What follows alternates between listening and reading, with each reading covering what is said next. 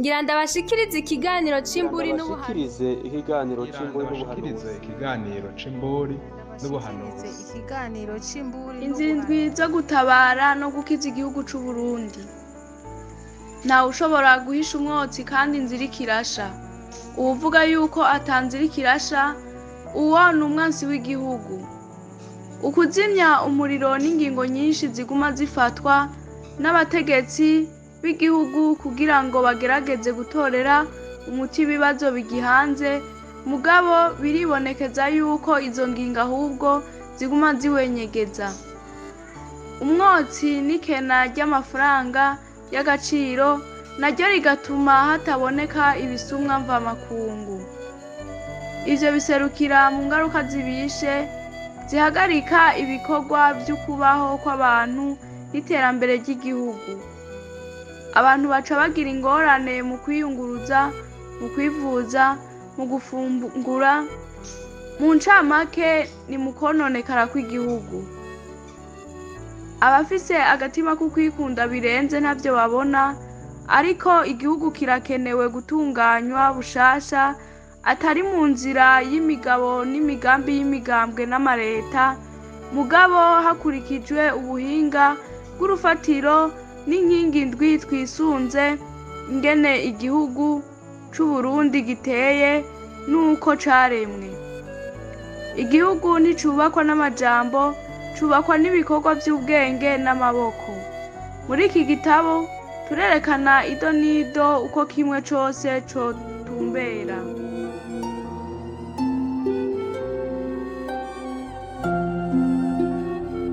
Rimwe, inzego z'umutekano no kwivuna abansi mu Burundi ni inkingi ihambaye. Hari inzira yo kuzubaka bijanye n'ubuhinga n'igihe Uburundi bugezemwo, ku buryo abarundi bose baziyumvamo hadakurikijwe ibitigiri vy'ivyitwa amoko nk'uko biri uyu munsi, mugabo hakurikijwe umuhamagaro, ubuhinga, ubumenyi, ubushobozi, akaranga, urutonde n'ibindi n'ibindi. Igihugu ntigitera imbere izo nzego zitubahiriza amategeko ngo zikingire abantu n'ivyabo. Kabiri, indero mu gihugu c'u Burundi itegerezwa gutunganywa neza, igatangurwa umwana atarabaho, mu kwitaho abavyeyi gushika avutse, kuduga gushika kuri za kaminuza. Abiga bakigishwa ivyo igihugu gikeneye kandi ku buryo n'ubuhinga ntavugirwamwo. Indero niyo foroma y'ihanga ry'abarundi. Ntawe ushobora gushika ku mbona kazoza atabanje gutunganya indero y'urwaruka, kuko nibwo Burundi bw'ejo.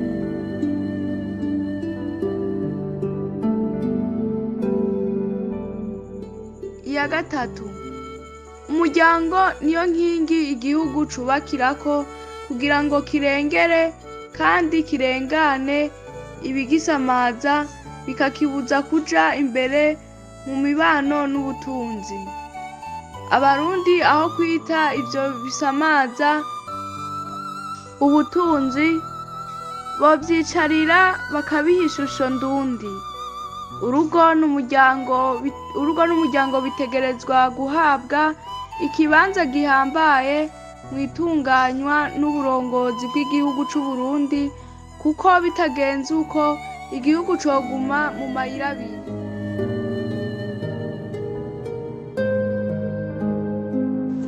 Kane, amabanga y'abantu ni inkingi ituma igihugu gitera imbere, kuko igihugu gitezwa imbere n'imitwe n'amaboko. Ico gisigura yuko amagara si umubiri gusa, mugabo urashirako n'amagara y'umutima canke umushaha, hamwe n'amagara y'impwemu ari nayo atanga inkomezi z'umubiri. Ivyo bituma atawokwirengagiza gushira urutonde, gutunganya ivyo ukwidagadura, ubukorikori, ibidukikije, inkino, amaratiro no gusenga Imana, indirimbo, imvyino n'ibindi n'ibindi. Hejuru y'ibitaro, imiti, ibikoresho n'abahinga b'abaganga. 5. Ugutumatumanako ni ikintu gihambaye muri ibi bihe. Guteza imbere umuravyo internet n'umuyagankuba bituma abantu bakora aho gutondera impapuro canke ibindi. Amabarabara, amazi, ikirere, amaposta, ukwiyunguruza n'ubuzima bw'igihugu kuko iyo bihagaraye igihugu kiba kiriko kirasambuka. 6. Ubudandaji ni inkingi ikomeye y'igihugu kuko niho hari ivyerekeye ibigega vy'igihugu, banki et microfinance, ifaranga ry'agaciro, amahinguriro, ubuhinga, ubushakashatsi, ubutare, tekinolojiya n'ibindi. Aha ni naho hari imigenderanire no gufashanya n'ibindi bihugu. Igihugu kikakorana n'amakungu kandi kikiteza imbere n'ubwacu.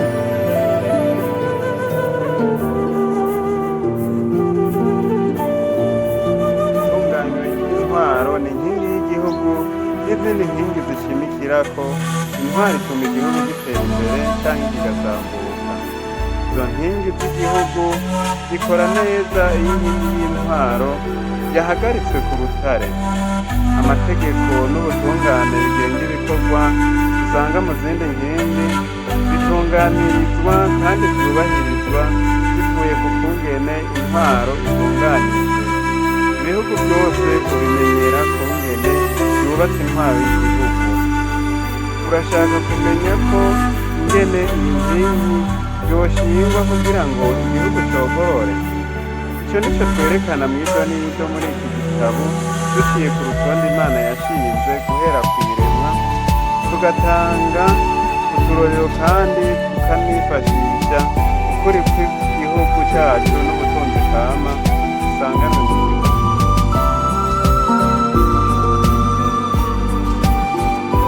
Inzira ndwi zo gutabara no gukiza igihugu no kumenya intambara ndwi urwana zo mu mubiri, umushaha no mu mpwemu, ziturutse ku vyaha ndwi biterwa n'abadayimoni ndwi wirukana uciye ku ntambwe ndwi, bigatuma abantu batabagwa n'Imana y'impwemu ndwi mu kurungika abamarayika ndwi baza gukorera abubaha Imana. Inzira ndwi zo gutabara no gukiza Uburundi n'ubwenge n'ubuhinga ndwi bwo gukoresha mu gihugu cacu kugira ngo mu myaka ndwi ibibi vyashikiye igihugu cacu bibe bitagisubira kuko igihugu gica cinjira mu iterambere cubakiwe kuri izo ngingo. Inzira ndwi zo gutabara no gukiza igihugu cacu c'Uburundi n'imfunguruzo ndwi z'amabanga ndwi yo kugura imiryango ndwi yugariwe ihanga ry'Abarundi. Uko dufise izo mfunguruzo ndwi turashobora kugurura, byose bikorwa n'abahizi, abahinga, abanyabwenge n'abakunda igihugu bose. Hariho ibanga abantu batokwirengagiza. Iyo umurongozi ari mu impwemu ihumanye, ukubesha, ukwiba, ukwikunda, amajambo yo gusamaza abantu, gufunga, ukuburabuza, ukubagurana, ukuroga, ubupfumu, iyo mpwemu yandukira abo arongoye n'igihugu kigahura n'ivyago n'akaga kuko kirahumana. Iyo hatabaye abahizi n'intwari ngo zimubohore, delivrance, exorcisme, psychothérapie, vyanse zimubohoze, birenze aho zimubogoze, uhoraho Imana, de mother nature, les conséquences de la mauvaise question. Araza akanyukura igihugu n'abakirimwo gushika naho bicuza ico bavukiye. Iyo Imana yashangashiwe irahava ikamwirukanira kandi ntibiba vyiza. Abantu bakwiriye kumenya urutonde n'akarimbi yashinze kugira barongore abandi bisunze inkingi ndwi z'abari.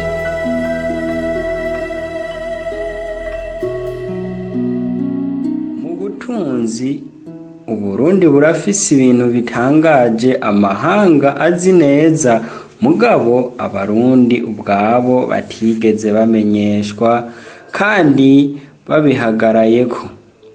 Mu butaka bw'igihugu c'Uburundi harimwo ubutare, amakungu abona akamiramitwa bwitwa copper, cobalt, nickel, feldspar, phosphate rock, quartzite, cassiterite, gold, izahabu, iron, carbonate, platinoid, rare earth, aggregate, limestone, niobium, batazira, columbium, pit, tin, tungsten, uranium na vanadium bidasanzwe hamwe n'ibumba clay bakoramwo ibintu by'akaroruhore.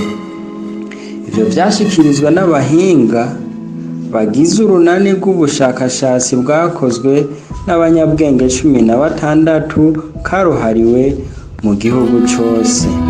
Igitabo casohotse mu 2015. Hariho n'ikarata y'Uburundi yerekana aho ubwo butare bwose buherereye n'ingene bungana, ariko ubutegetsi bukabirabisha amaso gusa. Igihe cose bagombye kubwimba haba hariho imihivu, insurisuri n'ingagari zibiboha, kuko inkingi z'iterambere zose zikora zikoranye. Ihwa ntirihandura irindi, arahandana.